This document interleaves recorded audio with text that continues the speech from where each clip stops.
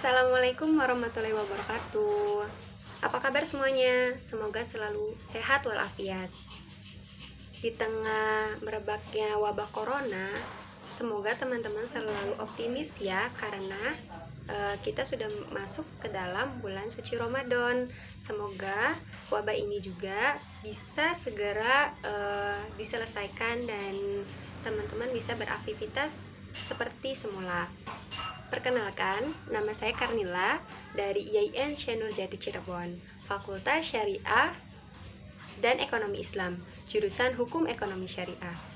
Teman-teman, kali ini saya ingin sedikit berbagi mengenai Fatwa Dewan Syariah Nasional MUI. Yang akan saya bahas adalah fatwa mengenai konversi akad murabahah yang tertuang dalam Fatwa nomor 49 DSN MUI _2/2005. Kita sedikit mengenal terlebih dahulu ya, apa itu pengkonversian. Ya, pengkonversian adalah pemindahan atau perubahan dari akad satu ke akad lainnya. Dalam hal ini konversi atau pembaharuan dilakukan kepada akad murabahah kepada akad lainnya. Siapa yang melakukannya? Antara nasabah dan lembaga keuangan syariah. Jadi, fatwa ini memang ditujukan kepada lembaga keuangan syariah, yaitu kepada nasabah yang tadinya melakukan akad murabahah, namun dalam perjalanannya mengalami penurunan usaha sehingga mengalami kesulitan pembayaran kredit, sehingga mengajukan pengkonversian akad. Nah, selain nasabah tersebut mengalami penurunan kemampuan bayar, yang bisa melakukan konversi akad ke akad lainnya yaitu nasabah yang masih memiliki perspektif atau harapan untuk bisa melunasi pembiayaan tersebut atau tunggakan dari akad murabahah tersebut. Nah, seperti apa skemanya atau yang dibahas di Fatwa DSN MUI ini? Yaitu yang pertama adalah akad tersebut bisa diubah atau dikonversikan kepada akad lainnya dengan syarat objek murabahah yang diberikan oleh LKS kepada nasabah itu harus dijual terlebih dahulu, atau akad murabahahnya ini harus dihentikan dengan cara dijual kepada lembaga keuangan syariah. Setelah objek murabahah ini dijual, uang hasil penjualan tersebut ditaksirkan dengan tunggakan pembiayaan murabahah. Apabila uang yang didapat itu melebihi dari tunggakan pembiayaan murabahah, maka sisa kelebihan uang digunakan untuk untuk biaya awal pembuatan akad baru. Namun jika penjualan atau hasil penjualan objek murabahah ini kurang sehingga hutang pembiayaan murabahah itu masih tersisa, maka hutang itu tetap diakui hutang dan ketentuannya akan diselesaikan oleh kedua belah pihak. Ya, tadi kan saya menjelaskan mengenai tahapan bisa dilaksanakannya pengkonversian akad, dimulai dari pemberhentian akad murabahah tersebut dengan cara menjual objek murabahah. Nah, pelaksanaan tersebut tidak terlepas dari dasar hukum yang telah disampaikan oleh Dewan Syariah Nasional MUI dalam fatwanya. Teman-teman bisa lihat ya, di situ ada dasar hukumnya berupa Al-Quran, kemudian hadis, dan juga kaidah fikih. Beberapa di antaranya ada yang memang langsung bisa bersinkronasi dan ada juga yang memang perlu pemahaman. Selanjutnya, setelah mengetahui bahwasanya objek murabahah ini harus dijual terlebih dahulu untuk menyelesaikan akad sebelumnya, tadi saya singgung bahwasanya konversi ini adalah pembaharuan atau penggantian dari akad yang satu kepada akad yang lainnya. Dalam hal ini, akad murabahah berubah menjadi beberapa akad lainnya.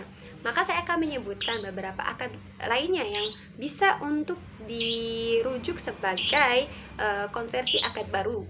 Nah, diantaranya adalah kita mengenal dengan ijarah muntahiyah bitamlik. Nah, dalam akad ini modal ataupun sisa atau kelebihan penjualan objek murabahah itu digunakan sebagai modal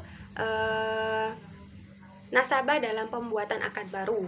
Nah, dalam akad muntahiyah bitamlik ini memang tidak disyaratkan adanya modal, karena nanti sistemnya adalah ketika objek murabahah sudah dijual kepada LKS, maka objek murabahah yang tadinya milik nasabah menjadi milik LKS, dan LKS berhak meminjamkan objek murabahah yang tadinya objek murabahah kepada nasabah, atau berhak meminjamkan barang tersebut kepada nasabah.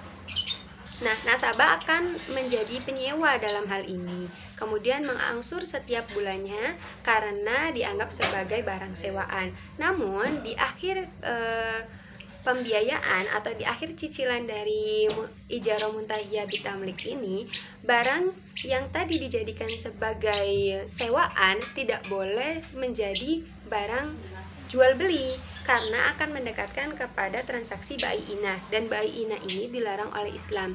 Sehingga langkah yang bisa dilakukan adalah dengan melakukan hibah atau penyerahan secara cuma-cuma dari lembaga keuangan syariah kepada nasabah, dengan tadi proses cicilan tadi yang sebagai skema sewa, pembiayaan sewa seperti itu. Selanjutnya kita akan mengenal dua akad lainnya. Yang pertama adalah mudharabah. Yang selanjutnya adalah mudharabah. Ini adalah akad konversi yang kedua yang bisa dipilih. Akad mudharabah ini bisa dipilih dengan tadi jika kelebihan hasil dari penjualan objek murabahah itu ada, maka digunakan untuk modal dari nasabah untuk melakukan kerjasama. Kemudian akan dikelola objek murabahah ini yang tadinya milik nasabah, kemudian menjadi milik LKS, akan diserahkan oleh LKS kepada nasabah untuk dikelola sebagai bentuk kerjasama mudharabah. Selanjutnya ada bentuk kerjasama musyarakah. Nah, kalau dalam musyarakah, keduanya harus menyertakan modal atau ikut berpartisipasi di dalam kerjasama tersebut.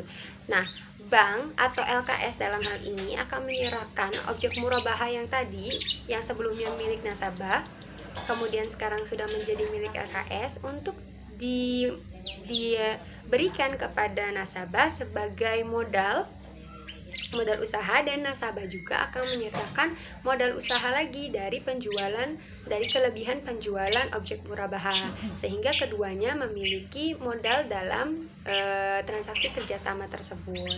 Itulah tiga akad yang dapat dilakukan atau menjadi rujukan konvensi akad murabahah, yaitu yang pertama ijarah muntahiyah bitamlik, yang kedua mudharabah, dan yang ketiga musyarakah. Seperti itu. Ya, selanjutnya adalah apakah akad murabahah, atau lebih tepatnya fatwa konversi akad murabahah ini sesuai dengan ketentuan Islam.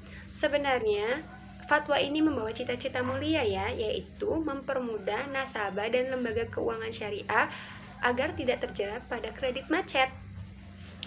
Lalu, seperti apa praktiknya sendiri? Ya, memang dalam pelaksanaannya terkadang setiap administrasi, apalagi perubahan dari akad yang lama kepada akad yang baru, itu memerlukan biaya, dan biaya itu biasanya